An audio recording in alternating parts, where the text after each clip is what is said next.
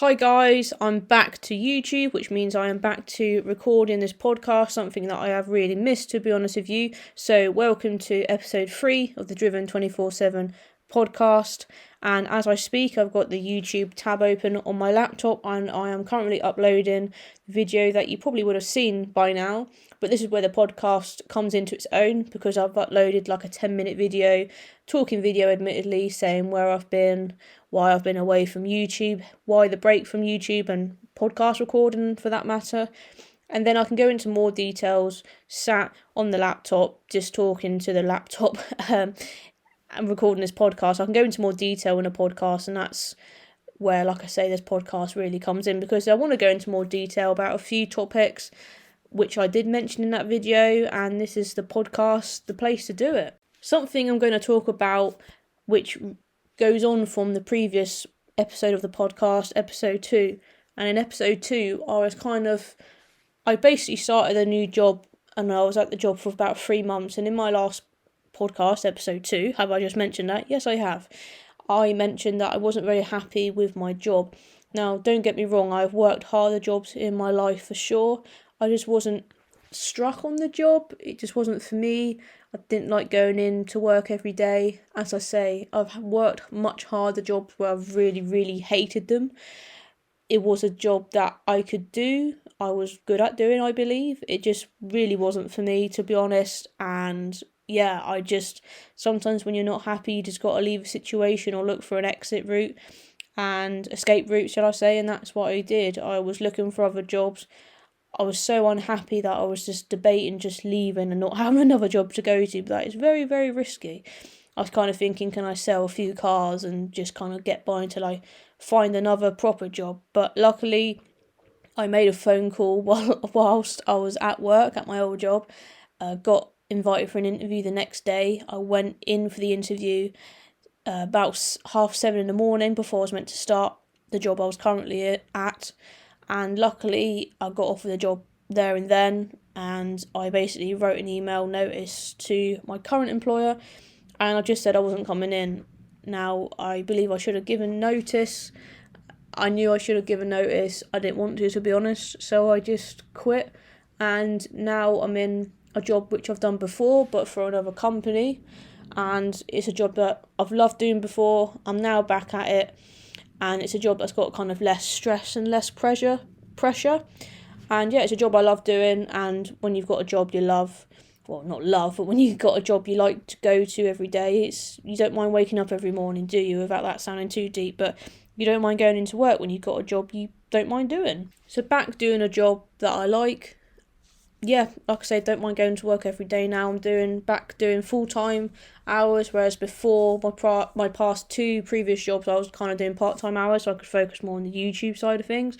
But let's be honest, YouTube, as I said before, YouTube doesn't earn me a day's wage, so I can't really afford to have time off because YouTube doesn't pay me for that. So I'd be stupid to take on more part-time hours. As much as I love working part-time, it's something I can't literally afford to do. So now I'm doing full-time hours again, and which fits perfectly into my other situation which has come about lately, which is my living arrangement. So again, this got mentioned in the YouTube video you may have seen already, but we were told we had to move out of our 2-bed flat, which we'd looked to do before, but rental properties and the way the climate is now, everything's just gone up in value, hasn't it? It's absolutely mental, cost of living crisis, isn't it? But we're not going to talk about too many depressing things. But yeah, long story short, as I explained in the video, we're now in a much better property, 2-bed bungalow, detached. I'm currently sat in our bedroom, sat on the bed, the laptop in front of me. It's about 9 o'clock in the evening. It's getting dark, but I'm looking out of the bedroom window. I know that sounds really something kind of obvious, but like our other place was quite all fenced off, so we didn't really have much of a view. Whereas here I can now look out onto the garden, onto the street, and it's really nice to be sat at your laptop, but you're facing a window. I know that sounds really like something silly, but it's something that I haven't had, if you see what I mean, before. And it's really nice. And the whole way this property came about, it was just seeming too good to be true. And I thought, I just hope everything, pulls off. I hope everything works out for us, because, as I say, not only do we have to move, but the property was right up our street. Not literally, by the way, when I say that. but it was a property that really interested us. We really loved it, and now we're here. It's like, it's mad, because one minute you're looking forward to moving in and are you going to get the place, and the next minute you're in it and back to you're starting to settle in with, the boxes are pretty much unpacked now, and I feel like, the stress of the move is gone.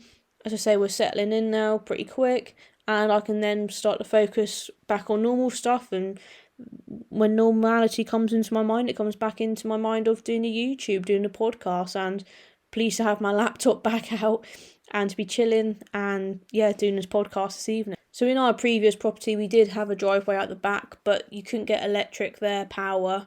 So it wasn't a driveway where you could wash cars, where you could work on cars. All the car washing, which me and Martin love washing cars, and Martin is a valeter by trade. I used to be, blah, blah, blah. We like cleaning cars and fiddling with cars, and at our old property, we had to do that out the front on the road, and we didn't live in a main road, but it felt like that sometimes. Over a weekend, you get so many cars coming past, and you'd have to, you'd be stood in the middle of the road trying to jet wash one side of the car. You'd have to stop, there's a car coming past, and there's another car coming past. But here we've got the driveway in our front garden, like right on our property, and that means that we can happily wash our cars to our heart's content. As they say, we can have the jet wash out, we're not in anyone's way, we're not in the middle of the road, we can do some work on the cars. Again, we're not laying in the road working on the cars because we're on a driveway. I can't wait to get the first car washed on our driveway, because we've got a hose out we got a tap out the back, got a long hose, and again, it sounds really silly, but I just can't wait to wash a car on our private driveway where, Martin could be washing his car, could leave all the doors open and it's not in anyone's way. You could pop into the house, get a cup of tea, go back out. So for car people, the driveway here set up is perfect. Of course, it could always be a bigger driveway. Of course, I'd love a garage, but we've got to think of the positives. We've got a driveway, a private driveway. It's where we can see it whilst we're in the house, or bungalow, shall I say. So it's perfect. So not only were we told to move out of our property, which obviously was a big problem we had to sort ASAP, and it wasn't the kind of thing I wanted to take a phone call out of, hi, it's your landlord, you need to move. It wasn't a great situation at all, but we sorted it. Obviously, like I say, on a Friday afternoon we got the call saying we had to move out in a couple of months. You're having a couple of months notice. The next day we'd found somewhere. So lucky, because I've heard horror stories of people that have been kicked out but have got nowhere to go, or they can't afford rental properties, or there's nothing in their budget, there's not a rental property out there for them and what they're looking for. You do hear a lot of horror stories, and we're so lucky to not only have found a place, but found a place we generally like. Anyway, that's enough of the property talk, but what I am going to talk about alongside this property topic is, it was actually my birthday the other week, but it came at a really bad time. And that's not my fault for being born at a bad time. What I mean is, the week we ended up moving house, that was the week of my birthday. So me and Martin had taken off pre-planned holidays to have a week off for my birthday. We're going to have my birthday off itself, and have a week off, relaxing. But it turned out, obviously, we had the phone call, we had to move house. And that week we ended up using the holiday as just packing up and moving, which was still, obviously, don't get me wrong, we needed those days off for sure, but it wasn't for my birthday and to relax, it was to move house. So I ended up saying to my parents and Martin, I said, look, don't buy me any presents. If you want to do anything for me, just give me some money so I can put it towards a new place. So I've never had a birthday. Now, it sounds a bit of a weird thing to say, but I've never had a birthday where I've not had any presents. Martin did get me a couple little bits, but I said to Martin, we will reschedule my birthday and I do want some presents. But we went out for a meal in the evening, so that was still kind of felt like a bit of a birthday thing to do. But yeah, the birthday was totally just, it's going to be rescheduled to another day for sure, because a move, I can't be saying to Martin, can you buy me some nice presents when we're about to move, and can we go out here for, let's go and spend some money at somewhere for the day. Like, it just didn't feel right because of the house move on the card. So yeah, cancelled my birthday, postponed it for another day. When that is going to be, I don't know. So yeah, that's kind of a birthday I'm not going to forget. But like I say, it's not all bad. I just cancelled my birthday because we were focusing on a bigger birthday present as such, and that was moving into this bungalow, which we're now in. So birthday got put on hold, and as you get older, I never liked birthdays anyway, even when I was younger, as weird as that sounds, but as you get older, it just kind of is another day, isn't it? A birthday, it's just another day, like every other day. So yeah, it wasn't really that big a deal, to be honest, but yeah, I can't wait to get some proper presents another day, that's for sure. So I also mentioned in that YouTube upload about us moving house, and I did sell the logo to fund the house move, but in saying that, I've actually spent most of the Honda logo money on another car that I didn't need. So let's get up to speed with some of the car stuff, as after all that is what the YouTube channel is about. And yeah, there's loads of videos to come on everything that's been happening with mainly the car stuff, of course. So I had put the logo up for sale before. It's a very niche car, isn't it? It's not like a Honda Civic, it's a Honda logo, it's a rare little car. And I put it up for sale before, didn't get much interest, and I wanted to keep it, so I took her off sale. But then when I found out, we had to move house, it was going to be more money, blah, blah, blah, blah, all these upfront costs you have to pay and stuff, I thought, do you know what, the Honda logo owes me a fair bit of money, a bit of money. Cars were always investments at the end of the day. They're, things that you can just sell, especially when you don't get attached to things or cars like I don't. So I just put the Honda logo up for sale, didn't get any interest, and I reduced it a bit. And then, to be honest, I ended up making a loss on the car because obviously I got the exhaust work done. But that's not the car's fault, it's my fault. And, as I say, 80% of the time, 90% of the time, I sell cars and make a profit. It's just a handful of times I've sold a car and not made a profit. It's one of them, but like I say, most of the time I have made a profit, so I just put it down as a big fat L. I've made a loss, but the car is gone. It's mad, isn't it? Because some guy viewed it and he was like really picky, and then some other guy turned up, an older gent, apparently buying it for his daughter or something, I don't know. Didn't even test drive it, shall I say. He just gave me all the money up front and said I'll pick it up in a week. It's mad, isn't it? And obviously ended up picking it up for my new house. He saw it at my old house. Picked the car up for my new house and it's gone. And then I think the next day or that day, I saw a little rare car for sale and I had to buy it. So yeah, it was really weird. The Honda logo just kind of, as I say, made a loss on that one, but she's gone. That will be a car I will regret selling for sure. However, as I say, I now own 2 cars, and one of the cars I used to own before, which is weird. I've always wanted to buy back a car I've owned in the past. That has happened. Don't get me wrong, there's other cars I would have rather bought from my past. But this is one I have said out loud to family that I would like to buy back, and luckily I have. But of course, you guys will have to find out what the cars are that I've bought. So, got a couple of car reveal videos to film. And because I am working full-time now, obviously it's still summer here in the UK, we do get the lighter evenings, but the weather this past week has been horrible, and it's meant to be summertime, it just drives you mad. But yeah, got a couple of car reveal videos to film, literally, and they're both needing work. One of them's needing mechanical work, one of them's needing mechanical work and body work, but then the other one's mainly needing body work because it's tattier than I thought. I bought the car thinking it's a bit tatty, got it home, I was like, oh yeah, it's quite bad, isn't it? But it's one of them. I did buy the second car to buy and sell, but I don't know, I quite like it, and I think I'm gonna, one of them I want to hold on to for a bit and modify. The other one I've just bought because I liked it, it's cute, it's rare, they're both rare cars actually, so yeah, we'll see how we go. But like I say, one of them I have got parts for already, they're on order, got a mod for one of them. So there will be videos to come. I am going to do bits to one of the cars in particular, and the other car, like I say, I'm not really sure yet. So got some cool car content to come, and exciting car content to come. I'm going to say that. Just going to touch on YouTube and the Honda logo kind of situation. So as I say, when you're a YouTuber, owning popular cars does things to you. Owning a popular cars gets you more views because the car's more relatable. For example, I found that when I used to own the Abarths, they were still quite niche. For example, owning an Abarth isn't as popular as owning a Ford Fiesta or Fiesta ST, for example. So Abarth videos are never going to get as many views as a Fiesta ST video because more people have heard of Fiesta STs, more people own them. And it's one of them, sometimes, obviously I had that MX-5 in my ownership very briefly because that's just me and how I go with cars sometimes, most of the time. And I had the MX-5 in my ownership, and I bought that to kind of basically hope it would do well on YouTube. I was going to modify it and hopefully it was a popular car because they are very popular cars now, very modifiable cars. But now I find myself owning, like I said, at the moment I've got 2 rare cars. They're not desirable cars by any means. I mean, I thought the Honda logo wasn't a desirable car and a rare car, but Yeah, the two I've got now, especially one of them, they're not.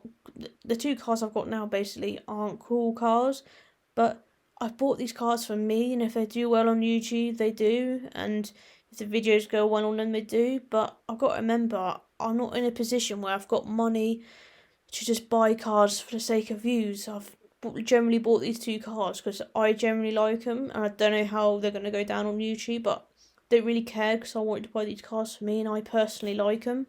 Bit gutted because I had booked the Honda logo for that Simply Jap Meet car show at Bewley, the Japanese car show at Bewley. That was the day before my birthday, and the car was up for sale at that point. And I was kind of thinking I'll wait till the morning, see if I actually go or not. Basically, the day before the show it rained, and that was the kind of day I would have cleaned the car for the show, so I didn't bother cleaning the car because it was horrible outside. And I ended up waking up early enough to go to the show, but I thought the weather, it was raining again. I thought, you know what, I can't be asked to go. The car's up for sale anyway. I don't know. So I bought tickets for a show at Bewley for Simply Japanese.